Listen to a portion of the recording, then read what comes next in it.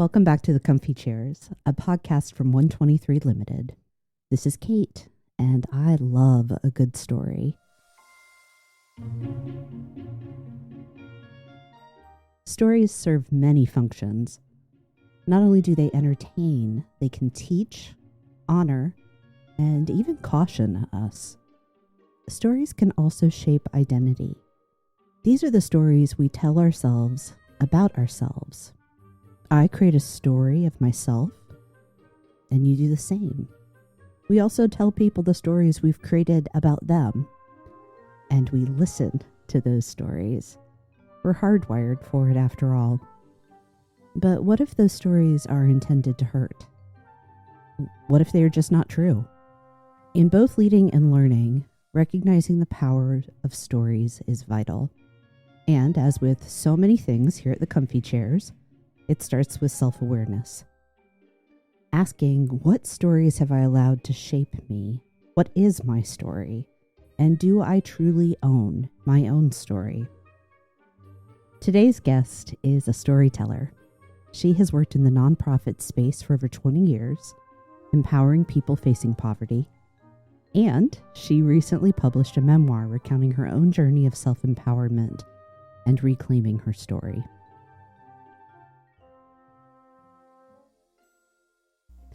Welcome to the Comfy Chairs, Shama. I always like to ask my guests to introduce themselves. So would you please do that for us? Sure. Well, first of all, thank you so much for having me. It's always hard for me to introduce myself because the first thing that comes to my mind is I'm a mother. It's a great starting place. Yeah. I have two wonderful daughters, and I am a survivor, a writer, and somebody who is an advocate. And I do my advocacy through the work that I do in the nonprofit sector. I think that pretty much sums it up for me as to my intro. Yeah, that's wonderful. Like I said, that's a great place to start. And it captures so much of who you are. I did have the chance to read your memoir earlier this year. It's very powerful. And while it's not the subject of our conversation today, I just want to make certain that we showcase the fact that you've recently had that published. I'm so glad to be talking to somebody that is a self-proclaimed storyteller, because stories are my favorite thing. Movies, books, listening to people tell their own tales. If it's a story, I'm there for it. I believe they're very powerful. They create connection like nothing else can. And where I'd like us to start is, what are your thoughts on the role of stories in our lives? We all have one, or more than one. And I think that's more we listen to each other's story, I think we realize more we have in common. I think, just society, politics, historically, we are made to look at our differences and not our commonality. And I think that stories kind of evens the field, because underneath, all the details may be different, but underneath it all, everybody's looking for love, acceptance, belonging. It's the core of it is all the same. And that's what I find to be so powerful, is when you can hear that, then it humanizes, it brings us closer together. I love that, Shama, and I agree with you 1,000%. We are made for stories, to tell them, to respond to them, and it evens the playing field for us, and it shows us that this is our humanity, and I think we need more of that in the world. Definitely. Stories don't require reading, but it is such a common thread when we talk about stories. We tend to default to books or other things that we can consume. There's a story I like to tell on myself. When I was very little, I was desperate to learn to read. And I would beg my mother, and for some reason she was hesitant to teach me, even though she read to me all the time. And she would tell me She's like, when you get to first grade, they're going to teach you how to read. And I remember this so distinctly, even though I was, tiny. I came home from the first day of first grade incensed because they had not taught us how to read. Literacy, it's powerful, just like stories are. It's a tool for empowerment. You are what I've seen in your work life and your writing and in our conversations. You are all about empowering people. Something I was very much struck by in your memoir, there was a line where you talked about the children in the village where you lived when you were quite little, that they and, well, their parents as well, were illiterate yeah. and depended upon the religious figures basically for their information and their understanding of the world. Plus, you were delayed from learning how to read for such a long time, and that resonated for me because even though I got to read in first grade, I craved it so much. And that's what I saw come through in your story, is you craved the ability to read. And I'm really curious to know what impact being able to consume stories on your own has had on your ability to reclaim your personal story. Growing up, there were incidents of abuse and or misinformation, and being told that that was what God intended. Because in the small village that I lived in, it was very everything was related to religion, and you never question. In my culture, growing up, you just don't question the will of God. And so, but in my gut, it didn't feel right. But I couldn't like look at the Quran and find my own interpretation or read it because I didn't know how to read. And I'll give you a really a, a big example much later in my life. So when I was 15, my father passed away. And um, this was back in the early 1980s. And I was not allowed to attend his funeral because I was menstruating. And I was told that you were considered dirty. What struck me at that time, and I remember it, is that I have two older sisters. So I thought, what sin did my father commit to have three daughters and none of us could attend his burial? It just didn't make any sense to me.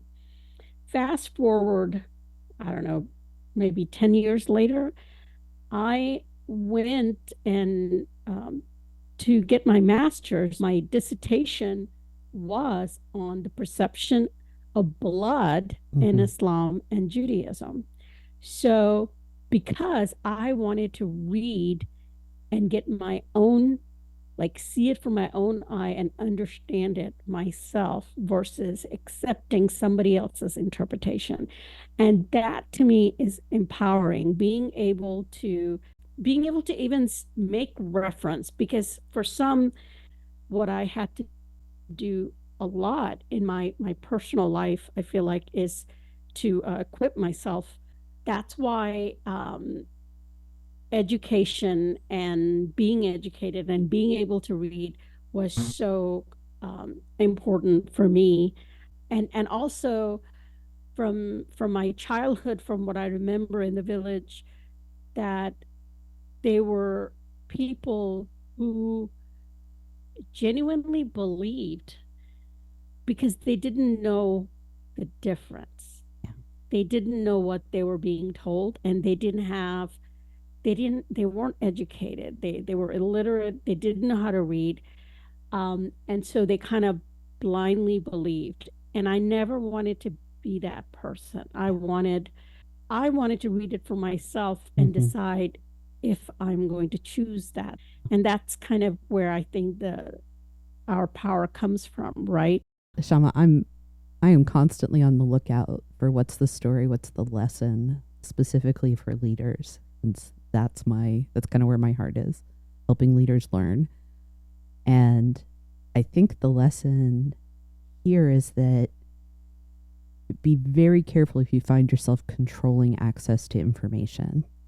Transparency is so important to ensuring that your people are equipped, knowledgeable, and empowered to do whatever work is in front of them.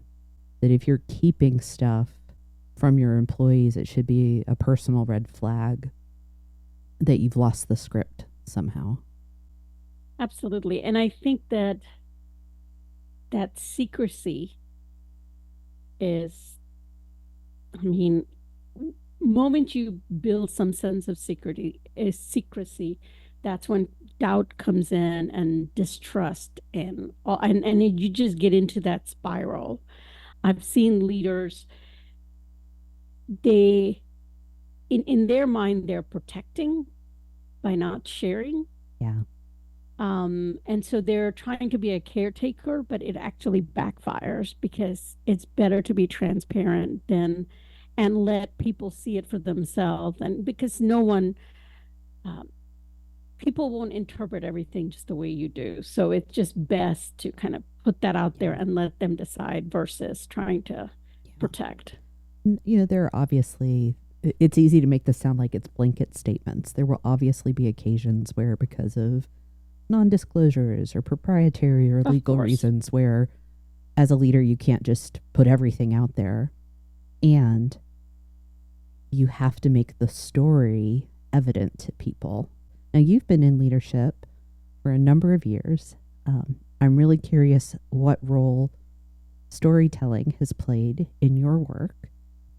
Well, when you get to sit at the table where decisions are being made, it is really important to be able to communicate why those decisions were made, what some of the criteria we thought about.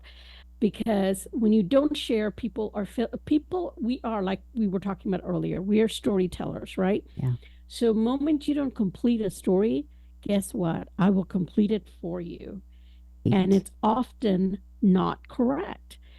They don't know all that the management is doing this fine dance with the board, with the funders' need, and the public perception and all of that. So the decisions aren't just being made in a vacuum. I think where management often fails is the way they communicate it.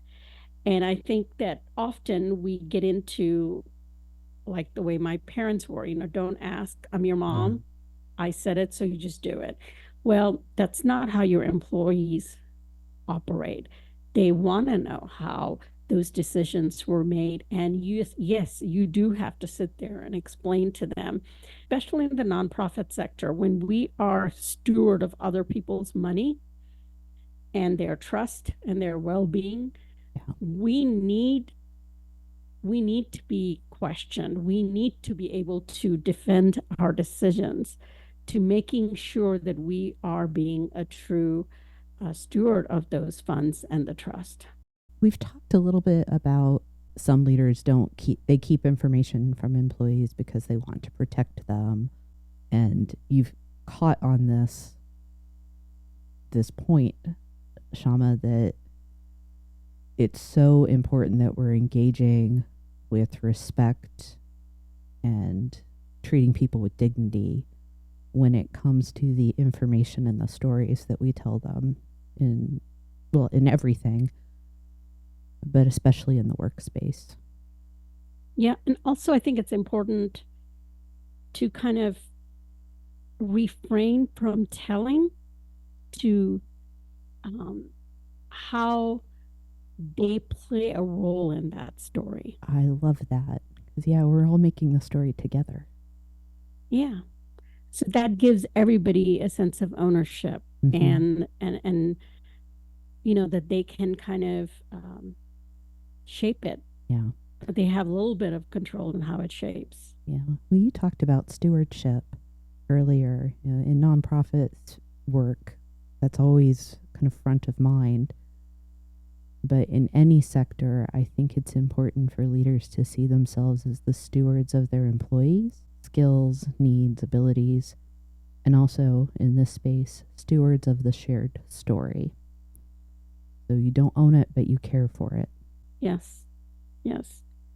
Well, I was listening to you. You were talking about interpretation, and one of the points I think is important to make is whatever I think the story is may not actually be the truth. The way I come across it, or how, if there are gaps and I fill in the gaps for myself, Mm-hmm.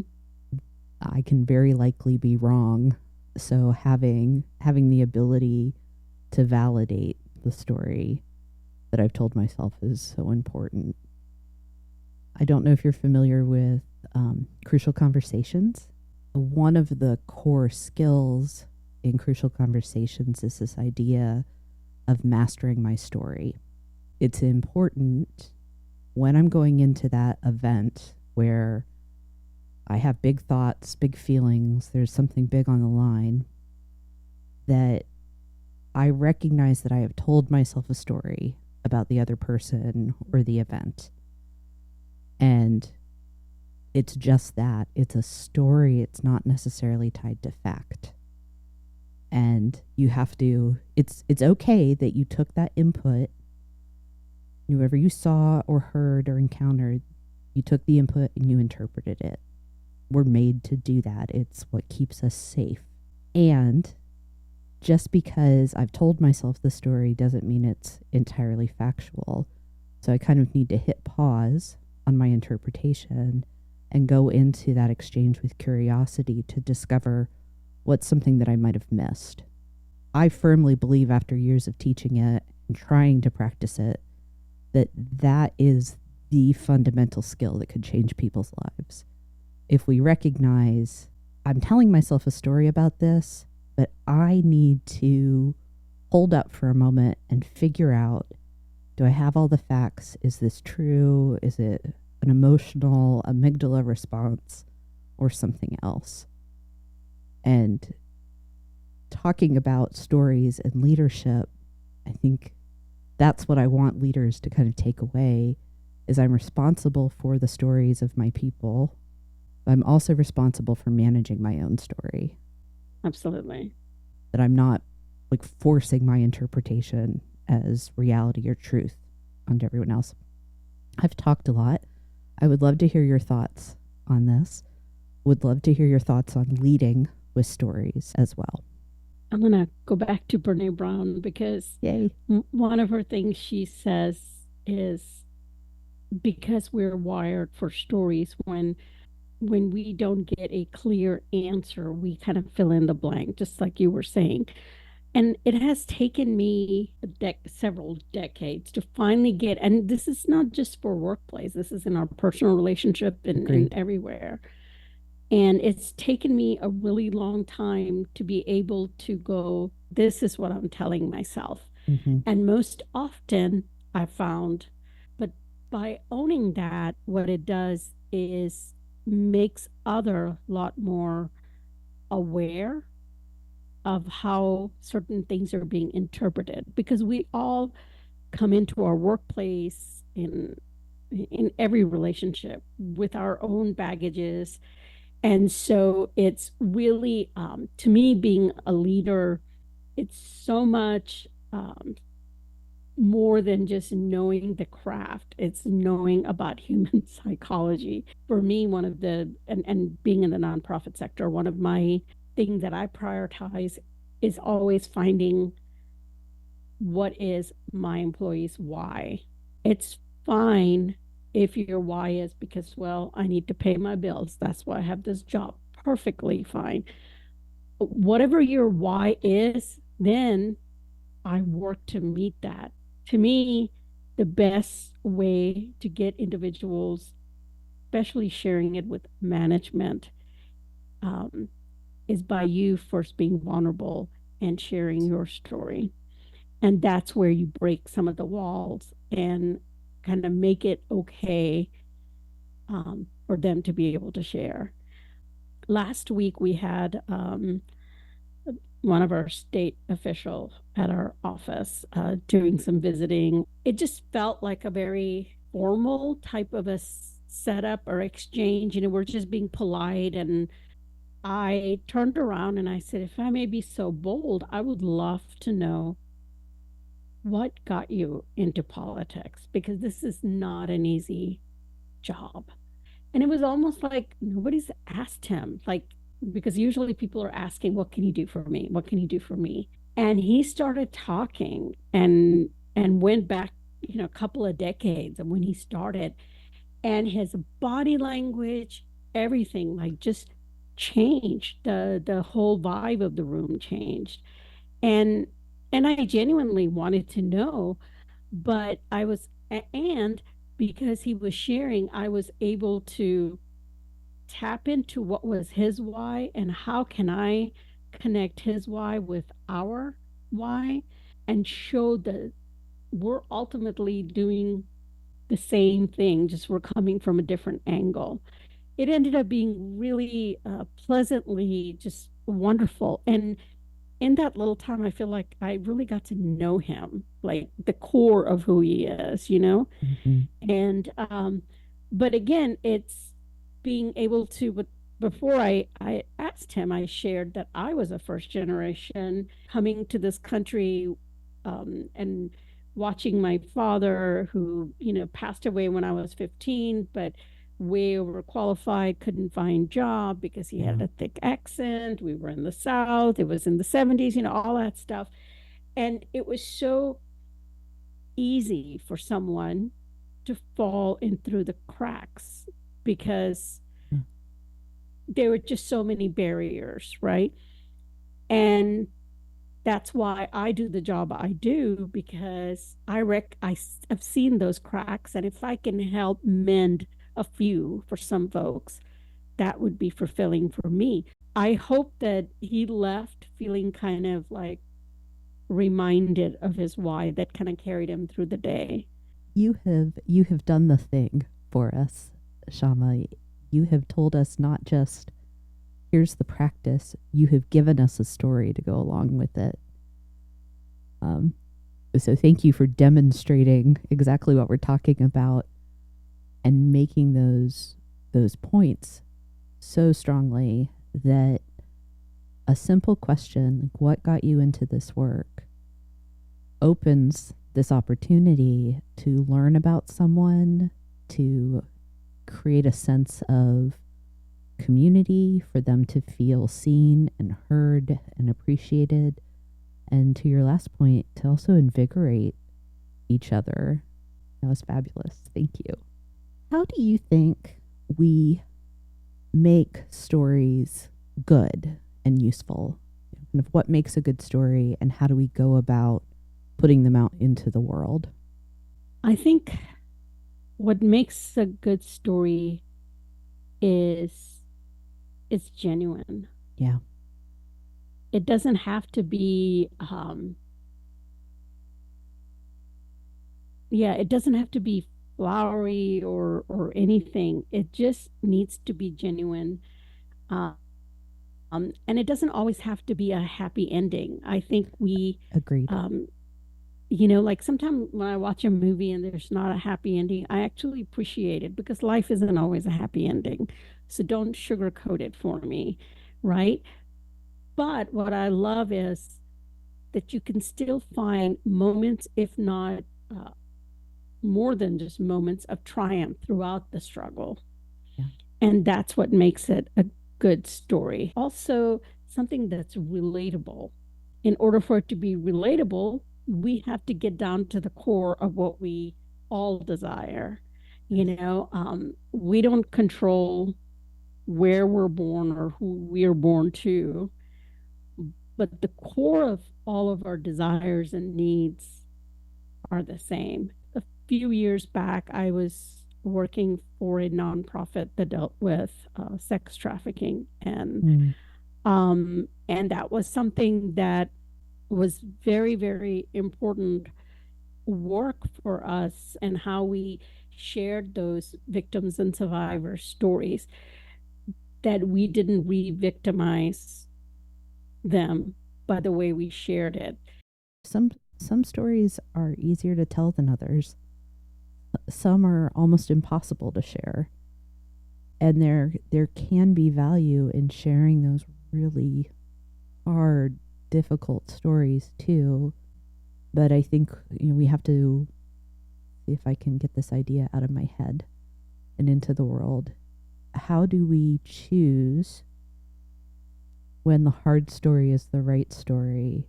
And then how do we prepare ourselves and others, kind of to your point, so that we're not re-traumatizing, that we're not creating new trauma, that we're using the story for good, not just for like shock value. Does that make sense? Yeah, absolutely. And there is so much debate over that. Mm-hmm. I always get down to is my intent, that I can't control how you're going to interpret it. And so I always have to go to me and what my intent is with sharing that. Um, and especially if it's somebody else's story that I am being the voice for, it is a responsibility in knowing how you tell it. I and I struggle with that often, especially when it's about a child. It's a difficult space for us to talk about, and I don't want one, I don't want my curiosity to be problematic, and two, it's exactly kind of the question I was asking, that sometimes talking about the really hard things, well, it may seem like it's the thing to do, we need to choose not to tell the hard stories. People have to earn that trust to hear our story. Yeah. And so I think that it's not for everybody to consume unless you're ready for it. It has to be, I need to trust, what are you going to do with that story? Mm-hmm. Is that going to change the way you behave, maybe change your perception of people who are trafficked, people who trafficked or whatever. The disconnect happen is that usually people who have money, power, um, are hearing stories or wanting stories from those who are marginalized. And for me, regardless of where you stand, you still have to earn the trust to hear that person's story. Intent is such an important aspect of this. Mm-hmm. You talked about what is my intent. I believe we need to constantly kind of check, what are my intentions? What are my intentions? And does that intent line up with the potential impact? It's a huge responsibility, right? Mm-hmm. When you are the storyteller. We talked about stewardship earlier. Yeah. That's something, as I've been thinking about this subject of stories and storytelling, there are different roles. There's the creator, the teller, and then the listener, that receiver. And frankly, we can fulfill all roles at once.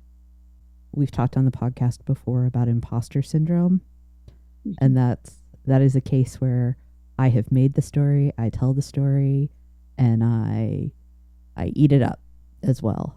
I consume it, I listen to it, and I start using that negative story to impact how I think about myself.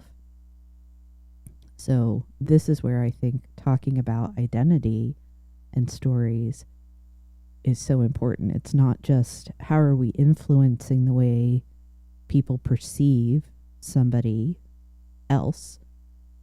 What am I doing to myself with my own stories? And we do it in a big way and little way, Mm-hmm. all the time.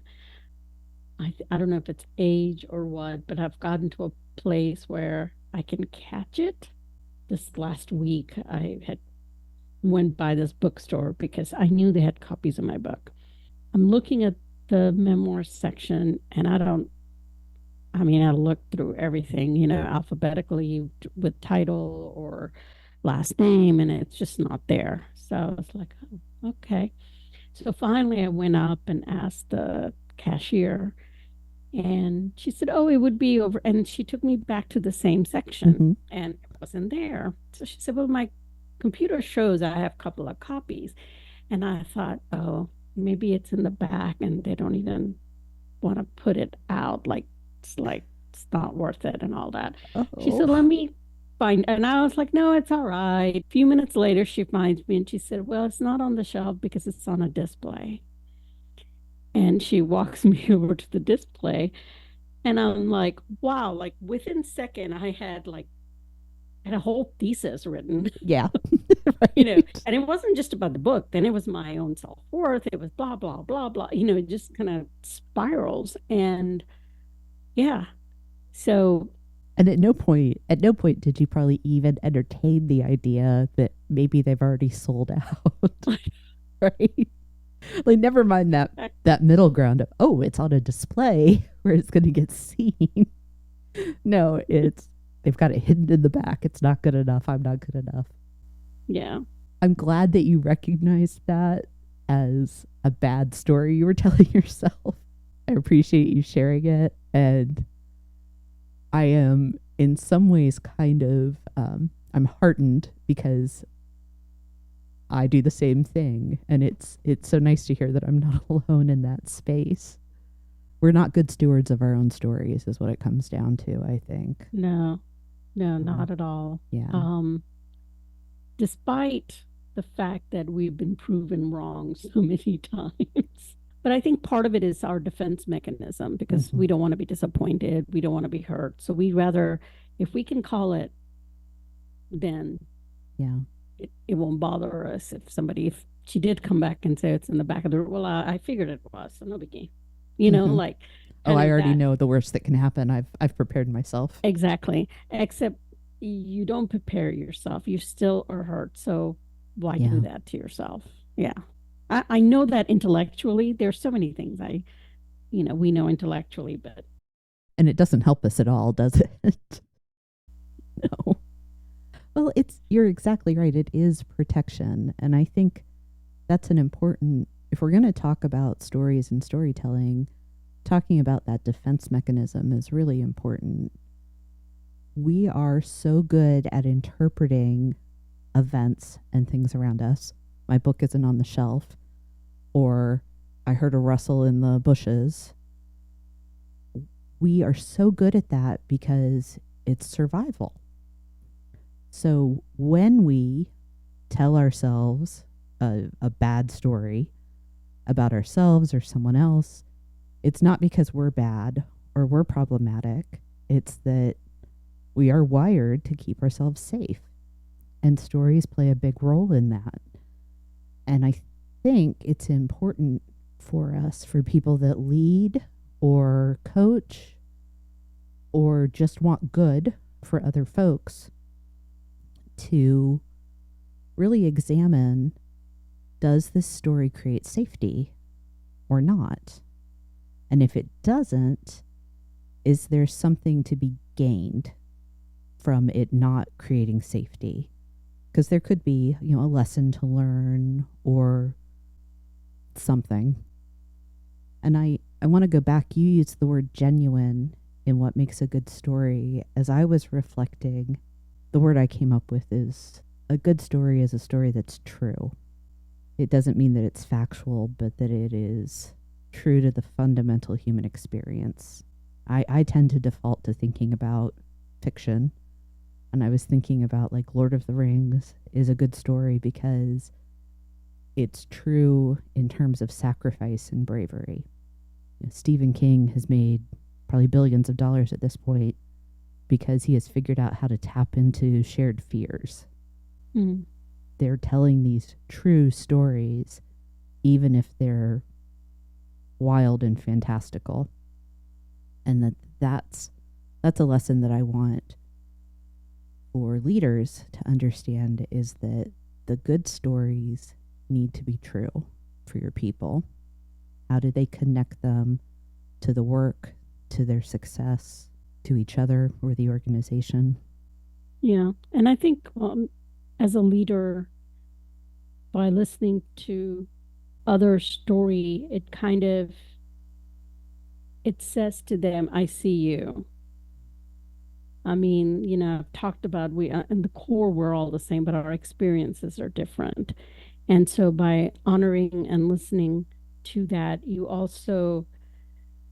have a shared vision, shared experience, but I also see your individualness, and that's important as well.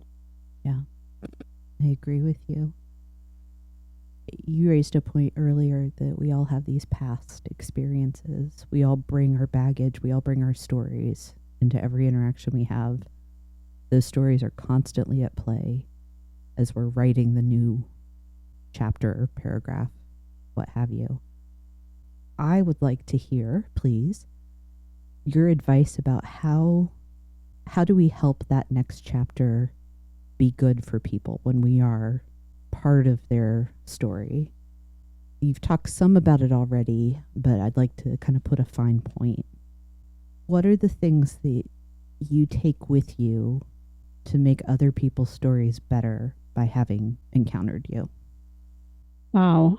I don't know how I make their stories better. I think by empowering them to just tell their story. Mm-hmm. And I think because making it better is kind of subjective, I guess. That's fair. And so Yeah. Yeah, I mean, even like in my current role with workforce development and all of that, I feel like my job really is to get the resources so that individual can live whatever their best life is. Yeah. And that's kind of my contribution, is to kind of give you the resources, give you the platform to share your story. Yeah. In whatever way that works. I think that's a better way to talk about it. Thank you for getting my messy question to a better place. I have a closing question, but before that, I'm curious, what are 2 or 3 things that you would want to highlight to make certain that it's a good takeaway for everyone? That leadership is just a title. Mm-hmm. And bringing your humanity alongside your title is essential for a leader. And that comes through connecting with, your employees, just your community. And the connection comes through authentic, genuine stories. I love that. Love it, love it, love it. Thank you. I can't agree anymore. I would add, if I may be so bold, that human leaders need to also recognize that they are stewards of other people's, other humans' stories. And that is an honor and a responsibility. Absolutely. Here's what I would love to hear from you. What is a story that you would recommend to us? A story I would recommend would be a story that is not easily available. Okay. But it needs to be heard. So it may not be on the mainstream. People aren't talking about it, and our media picks up whatever, and we move on. Like, oh, we've solved the genocide in Darfur, or we solved, no, we haven't. We just it's not on the mainstream. And I think that those are the stories that we need to make a conscious effort to look for and read or listen to, because those are the ones that are really important. Because if we don't, they will get lost. Are there any recent reports that you would recommend? Anything that you would like for me to share in a link to kind of give us a springboard to getting better connected to those off the beaten path stories? I would recommend looking at clothing factories. Oh, yeah. Coming from Bangladesh, looking at child labor, clothing factories, the environment in which the fashion that you and I get to wear in America, where it actually comes from, and the condition in which people work. Thank you. Yeah, that's I feel like you've taken us full circle to something we talked about earlier around information and educating yourself. That it's very easy to move through the world not knowing things like where were my shoes made, Mm-hmm. and we have some responsibility to We do. see for ourselves, to read the text, or ourselves, to understand what's happening in the world around us. Thank you for that recommendation. Mhm. I think, like when you pick up a box of cereal or whatever, it gives you all the ingredients and everything. I wish everything did, like Mm-hmm. a little bit of a background. I think we would pick up less of certain things if we knew what was the true price tag that went behind it. So I know I have talked about your memoir. I will make certain to include a link. I'm also going to include a link to your own website as well as your podcast. Yeah. Yeah, Shama also has her own podcast, and why don't you take a moment to tell us about that and other things that you have going on right now? Oh, thank you. My podcast is titled From Passion to Purpose, Mm-hmm. and it focuses on nonprofit leaders, mostly executive directors and founders, and what drove them, what passion drove them to start this, and hopefully it's going to be a resource for rising leaders in that field, and also create a sense of community, because we get so kind of focused and are in our silos working, and the way funding is structured in the nonprofit field, we're so in competition, Yeah. which is unfortunate because we're all doing good work for good causes. And so I'm hoping that that kind of breaks down, because we're openly sharing, because we genuinely want everybody to succeed, and not, yeah. So my podcast, and then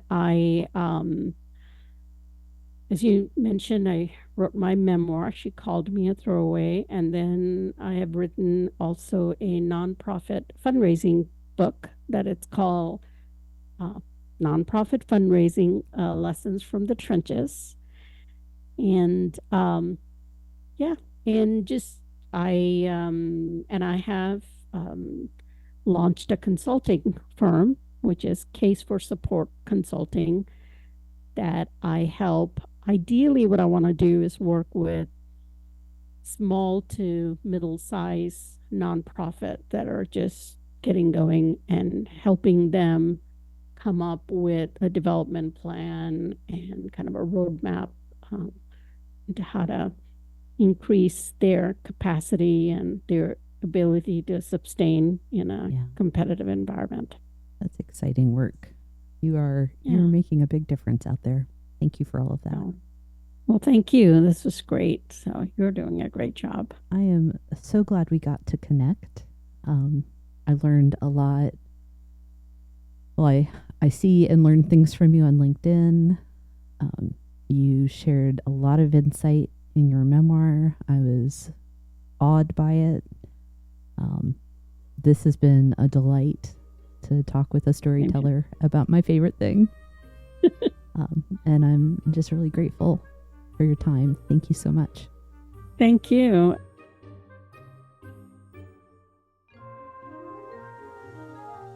If you enjoyed this episode and you'd like to support the podcast, please subscribe, leave a rating or review, or share it with others.